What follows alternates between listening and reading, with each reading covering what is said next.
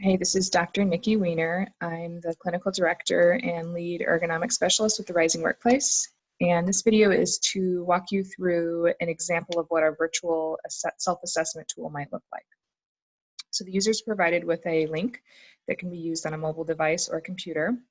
And right now it estimates that this survey takes about 6 or 7 minutes. So it's pretty brief, can be adapted, of course, to meet your needs. First landing page just kind of gives a basic definition and intro to Office Ergo. And then the intro questions will help calculate a risk score. So the first thing we want to know is discomfort. So you might, set a threshold, maybe 4 or higher should feed to a one-on-one assessment with an ergonomic specialist.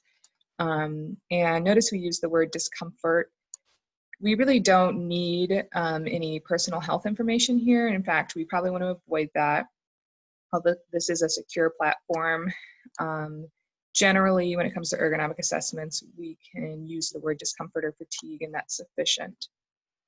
So they're going to rate their discomfort first, indicate where it is, which helps me. If we do go to the one-on-one assessment process, it kind of helps me maximize the time to have all the information up front about what they're dealing with.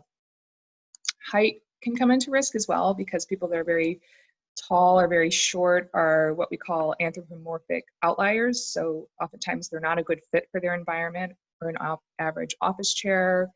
Average desk height is really meant for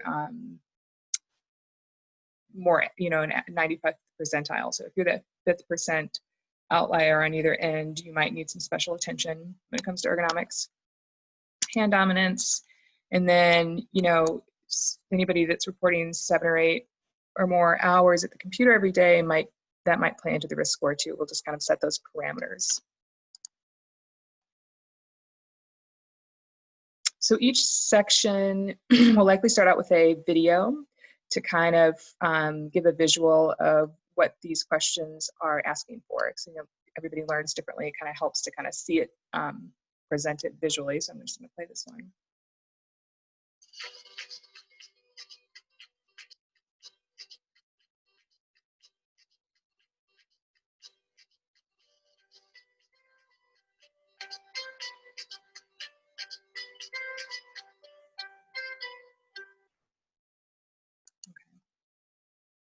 And then it kind of leads them through a series of questions related to the chair. So I'm just going to fill out a few of these so you can see what populates at the end if I answer negatively towards any of these questions. So let's say I'm sitting in a kitchen chair. My feet are supported, yes. Not great back support. This is unlikely in the instance of a kitchen chair. This I do have. Okay, next page. Then it's going to move on to keyboard and mouse.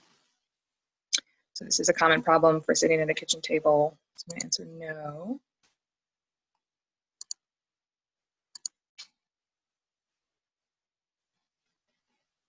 This is going to be a no.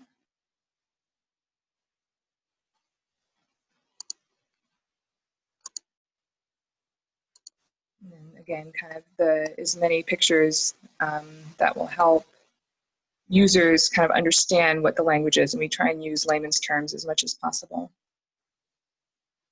Monitor, I'm just going to skip through this section just for time's sake, but next would be monitor. And then kind of a posture check. So after they went through those 3 sections, they were able to maybe do as best they could, fitting themselves to their chair, positioning their mouse and keyboard, positioning their monitor. And so the outcome would be, then could you reach this desired position? So it's asking the user to assess whether or not they are able to sit like this. And I've added a picture here of somebody working from home in a similar posture, using some devices, something to prop up the laptop, a footrest, so that they're able to achieve that posture that's described here. So let's say, no, I'm really not able to do that. And then for those who stand, same. Let's say I do not stand. And we can add a whole section on standing if you are thinking that a lot of your team is doing some standing at home or have sit-stand workstations. These are some more general questions that relate to organization of the workspace, accessories like if they're taking a lot of phone calls, do they have a headset? Lighting, noise is a big one for working from home that can lead to productivity issues. Movement is a huge part of ergonomics, so asking if the user is moving as much as they should be, and then kind of finishes with a video of some good stretching for computer workstation users.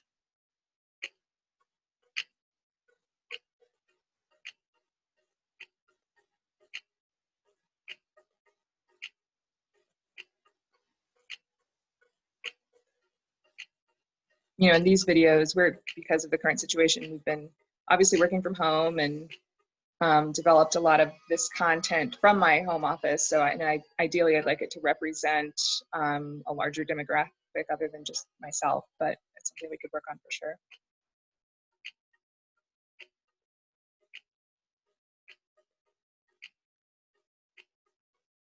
So these kind of specifically target the most vulnerable areas for the computer workstation user. Okay. And then it's going to feed me some recommendations based on how I answer my questions. So, you know, I said my back wasn't supported, so it would tell me either to adjust the chair back, which if I have an office chair, that would be one solution. But say I'm working in that kitchen chair as I described, then it would tell me that I could use a roll towel or a lumbar support to give myself some better support. Is the keyboard, mouse, and work surface at elbow height? You know, it tells me how to troubleshoot that situation. In fact, I'll probably add a few more because working from home, there are a few other potential solutions. This relates to mitigating contact stress, and then giving me some more feedback on my overall posture here. And this would, again, could be very customized. If 100% of your team is working at home, then this can very much center on, you know, an average home environment versus an office environment. So again, everything can be really tailored. And then the last page would be, after going through this and viewing the videos and getting your feedback, do you feel like you need some one-on-one with the ergonomic specialist? Would you think this person would need the 30-minute assessment? So, you know, we can determine that through the risk score based on how many no's they answered, based on their discomfort level, the number of hours they work at the computer. We could tell, you know, give that feedback to that person to say that, look, you're really high risk, let's go ahead and do this one-on-one. Or you could do it on a voluntary basis. On this page, it asks if they would like to see an ergonomic specialist. And some of the reasons might be that they're just simply having difficulty achieving the neutral posture, that perhaps they want to use their stipend or invest in some home office equipment and they don't know where to start or what they need. That would be something that really has to be done in an assessment. And I think the number one reason would be if they're having discomfort, for sure. So they could check one of these boxes. And then that would feed the report to me. It would give them an opportunity to upload some photos of their current workspace and kind of set us up in preparation for a assessment, knowing what their needs specifically are. On the back end of this tool, we have all, you know, full capability for data tracking, participation, trends, and we can provide to you kind of overall, you know, a report that kind of depicts all of that to HR or whoever is interested in having it. Okay, if you have any questions, let me know. Just know, again, that this is a totally flexible tool, that we want to keep the basic, you know, OSHA approved ergonomic guidelines in there, but from there it might depend a lot on your team and their needs and how you want to frame the option for a one-on-one assessment, if at all. All right, I'm going to stop this. Have a great day.